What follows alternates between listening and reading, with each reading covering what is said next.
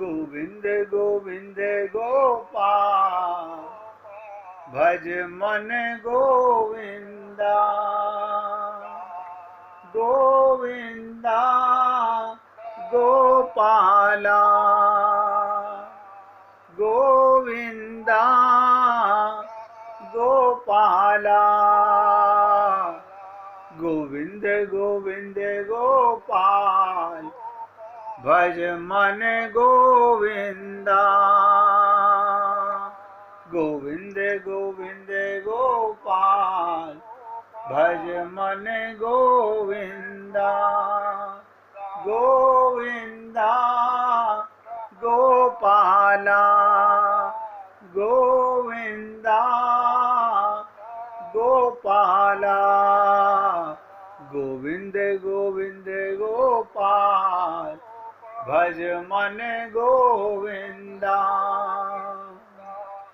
आप देखोगे, आप भी किसी गांव से बिलोंग करते हो, वहां की कई कई लड़कियां एक ही गांव में ब्याही जाती हैं, लेकिन बरसाना की कोई लड़की नंदगांव में नहीं ब्याही गई। इसका क्या मतलब? संसार में कहीं ऐसे दो गांव नहीं जहां इतने दिनों तक प्राचीन संबंध का निर्वाह आज भी होता है। ये संबंध की बात है।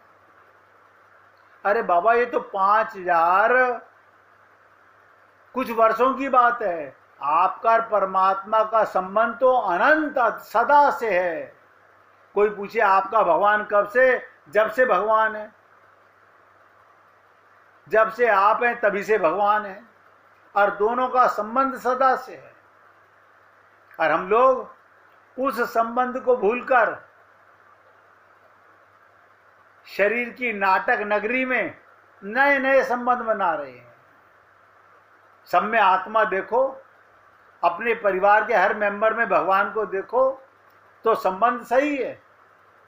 मैं बार बार बोलता हूं, आप अपने माता में, पिता में, पति में, पत्नी में, परिवार के सब सदस्यों में भगवान को देखो, तो किसी मंदिर में जाने की जरूरत नहीं। तो ये ब्रजलोक गोलोक से उतरा हुआ साक्षात दिव्य धाम है। ये माया के प्रभाव से रहित है। हम माया के शरीर से जाएंगे तो माया का नजर आएगा। आत्म भाव, दिव्य भाव से जाएंगे तो वृंदावन दिव्य नजर आएगा। इसीलिए कहते हैं, अब ब्रज में चलो। ब्रज में जाने के लिए ब्रजवासियों के चरणों की रेणु चाहिए। ब्रजवासियों के चरणों की रेणु। यहां 3 बातों की महिमा है, ध्यान से सुनिएगा। वृंदावन में 3 चीजें। भगवान के होठों पर वेणु, उसके बाद भगवान ने कहीं वेणु धारण नहीं की।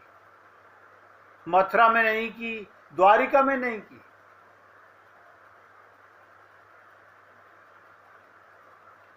कृष्ण के होठों पर वेणु, उनके आगे आगे धेनु, और पांव में रेणु। और कर लो श्री कृष्ण के दर्शन। ये सांवरे सलोने ब्रजराज का पीतांबरधारी मुरली मनोहर का आनंद कंद है। आपने सुना था, जब मैंने 2 दिन पहले आपसे चर्चा में कहा, उद्धव जी जब ब्रज में प्रवेश किया, पशुओं के खुर से, ध्यान से सुनो, पशुओं के खुर से उड़ी हुई धूल उनका रथ ढक गया। सोचिएगा, पशुओं के उड़ी हुई धूल से उनका रथ ढक गया। यहां पशु शब्द का अर्थ, इनको विवेक नहीं। श्री कृष्ण हमको छोड़कर मथुरा चले गए।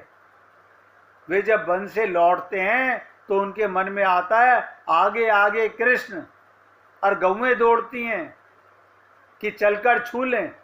नंद बाबा के महल में प्रवेश करने के लिए पहले हम श्री कृष्ण के पास जा पहुंच जाएं। इसलिए लौटते समय ब्रज के पशु जोर से दौड़ते हैं। जब जंगल में जाते हैं आराम आराम से जाते हैं। इसीलिए मैंने आपको कहा था, जब उद्धव जी का रथ ब्रज में प्रवेश किया तो धूल से लथपथ हो गया। कोई श्याम सुंदर के प्रेम धाम में प्रवेश कैसे करेगा? इसलिए उद्धव जी भले ही बृहस्पति के शिष्य हैं, बताइएगा, उनसे बड़ा बुद्धिमान कोई नहीं था, वेद शास्त्रों के विद्वान हैं, पर भगवान ने ऐसी व्यवस्था कर दी वो धूल में लथपथ होकर ब्रज में प्रवेश करें। आप और हम लोग अगर ब्रज के अंदर कहीं धूल आंधी लग जाए, अरे बहुत सारे कपड़े खराब हो गए। अहो भाग्य है अगर ब्रज की धूल आपके चित पर लग जाए। इसलिए आपसे बार बार निवेदन करता हूं, हम लोग भगवान की इन दिव्य लीलाओं का आनंद क्यों नहीं ले सकते?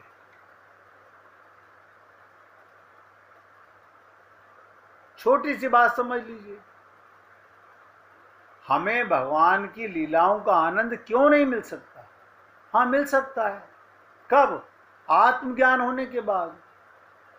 और आत्मज्ञान, आप आत्मा हो, जिस दिन मान लोगे उस दिन आपको मिलने लग जाएगा। शर्त यह है, आप आत्मा हो, शरीर में रहते हो।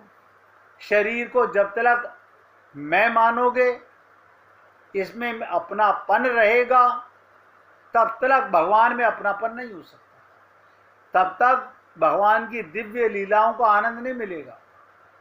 शरीर में रहना पाप नहीं, इसमें अटकना पाप है। हम अटक जाते हैं, ये मेरा शरीर है। बताओ किस चीज का अहंकार है? एक सांस तो हमारी ताकत में नहीं, आए ना आए। एक सांस लेने की ताकत नहीं है और शरीर को अपना मान रहे हो। अब एक शब्द आपसे बोल रहा हूं, कल भी मैंने आपसे निवेदन किया था, जब ये प्रसंग समाप्त हो जाएगा उसके बाद मोह, हमारी सबसे बड़ी कमजोरी क्या है? मोह के कारण ये एक ऐसा कैंसर का फोड़ा है हम सबके अंदर है। सांसारिक सुख दुख, मोह के कारण ही तुम सांसारिक भोग सुखों को चाहते हो। मोह के कारण शरीर में भी मोह है। देखो कमाल की चीज, हम चेतन, शरीर जड़। शरीर में आत्मा है, तब तक ये अपना है, अपनेपन का भाव नहीं है इसमें। सांसारिक दुखों को भयानक मानकर उनसे भागना चाहते हैं। सब लोग सांसारिक भोग और सुख को तो चाहते हैं और सांसारिक दुखों को भयानक मानकर दौड़ना चाहते हैं। विश्वास करो, जो सुख भगवान का विस्मरण कराकर भगवान की ओर अरुचि उत्पन्न कर दे, उसके समान कोई शत्रु नहीं है। आप आत्मा हो, परमात्मा के साथ रहते हो, परमात्मा की गोदी में रहते हो। कैसे भूल जाते हो? देह के कारण, मोह के कारण। आप इतना मोह किसी से नहीं करते जितना मोह इस मिट्टी के शरीर से करते हैं हम लोग। भाई इतनी सी बात है। विश्वास करो, जो सुख भगवान का विस्मरण कराकर भगवान की ओर अरुचि उत्पन्न कर दे, उसके समान कोई हमारा शत्रु नहीं है। और जो दुख विषयों से हटाकर भगवान की ओर लगा दे, उसके समान कोई मित्र नहीं है।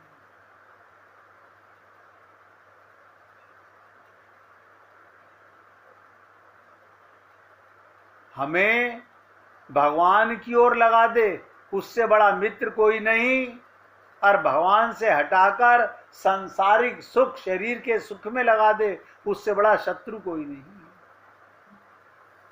ये आप हम लोग खूब सुनते हैं, जानते हैं, लेकिन प्रैक्टिस में नहीं लाते हैं।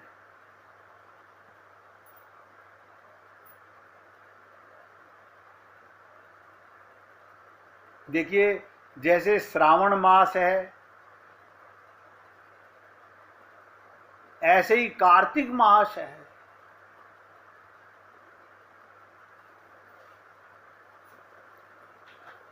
कार्तिक मास को भक्त के लिए इतना महत्वपूर्ण क्यों कहा जाता है?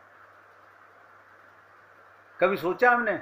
शरद पूर्णिमा से, देखिए कमाल की चीज, यानी जिस दिन भगवान ने वेणु वादन की, जिस दिन गोपियों को रास में निमंत्रण दिया, वो कौन सी रात्रि थी? शरद पूर्णिमा।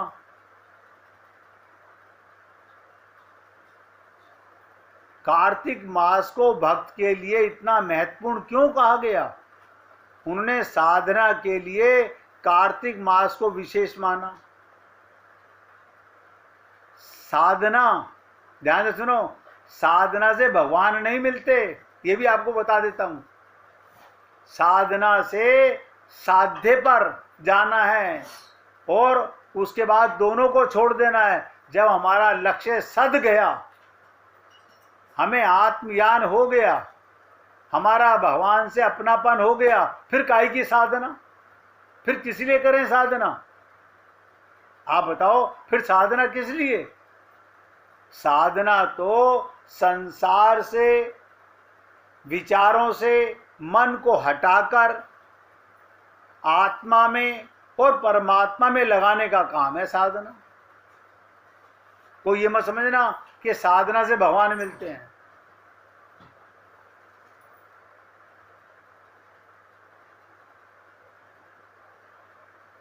समस्त युगों के, ध्यान से सुनो, समस्त युगों में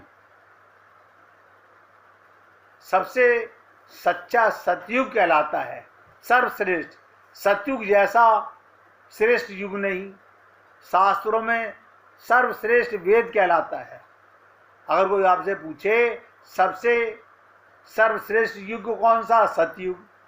शास्त्रों में सर्वश्रेष्ठ कौन सा ग्रंथ? वेद।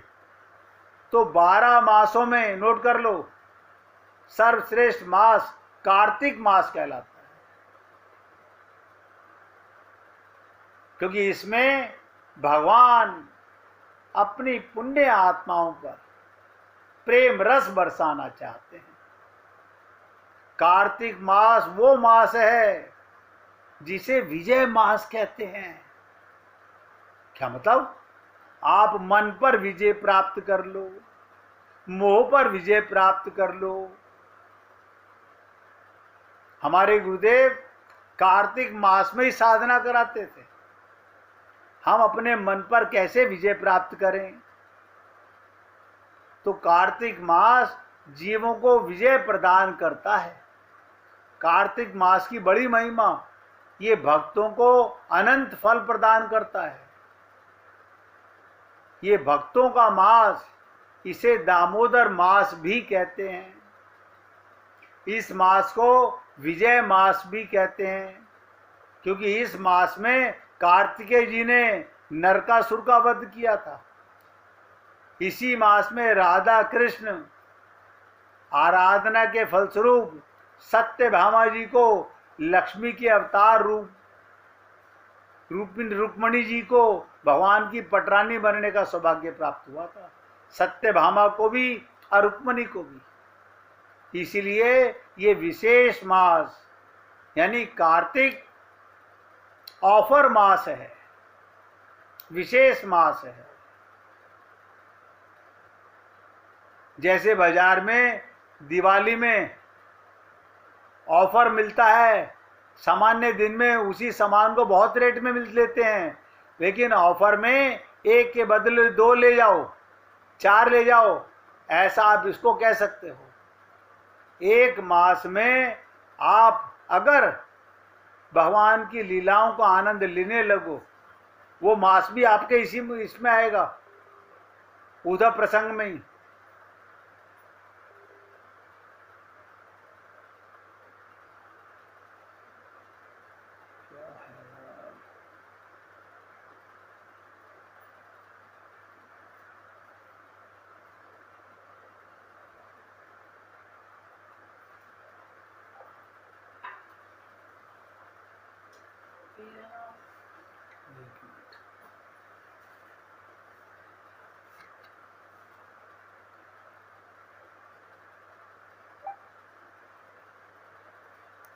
तो कहने का तात्पर्य, कार्तिक मास जैसा 12 मास में कोई मास नहीं होता।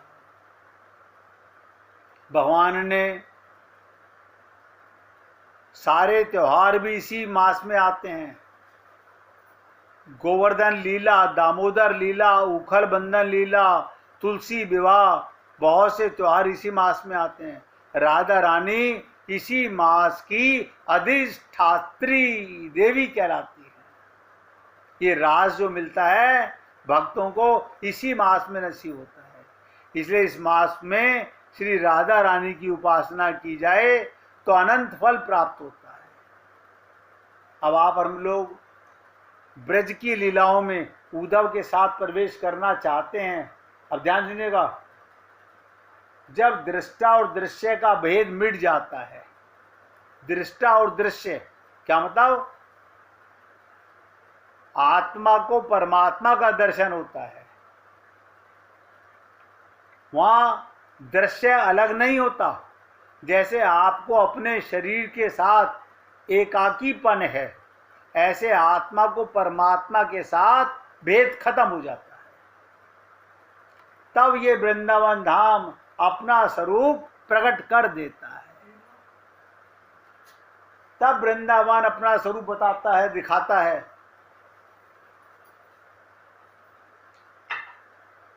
अब आप सोच लीजिए कि आप वृंदावन का स्वरूप बिना आत्मज्ञान के, वृंदावन की परिक्रमा, वृंदावन की लीलाएं, क्योंकि उद्धव जी ब्रज में आ गए, अब उन लीलाओं को, गोपियों की लीलाओं को आपके साथ मैं चर्चा करूं और आप शरीर मानकर सुनो, अपने मन बुद्धि से सुनो, तो मैं पहले हाथ जोड़ के निवेदन करता हूं।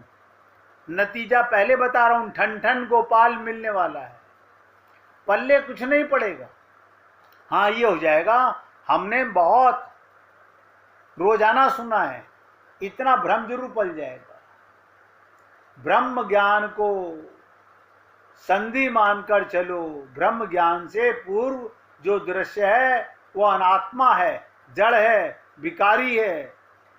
आत्मज्ञान के बाद में जो दृश्य नजर आएगा वो साक्षात्कार परमात्मा का होगा।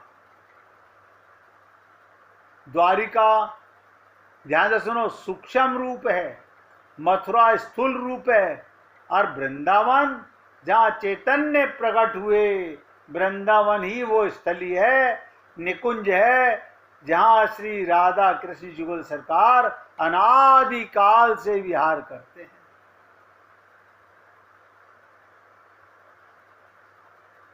कोई ये मत कह देना कि 5000 वर्ष पहले भगवान लेकर आए थे। भगवान अनादि काल से यही ब्रज है। ये गिरिराज जी कोई 5000 वर्ष पहले आए हुए नहीं है। ये भी आपको विशेष बात, भगवान का कोई ये पहली बार अवतार नहीं हुआ है। जब काक भुसुंडी जी कहते हैं कि रामा अवतार मैंने 27 बार अपनी इन आंखों से देखा है, तो आप सोच के देखिएगा। इसलिए मैंने कहा ये ब्रज अनादि काल से है।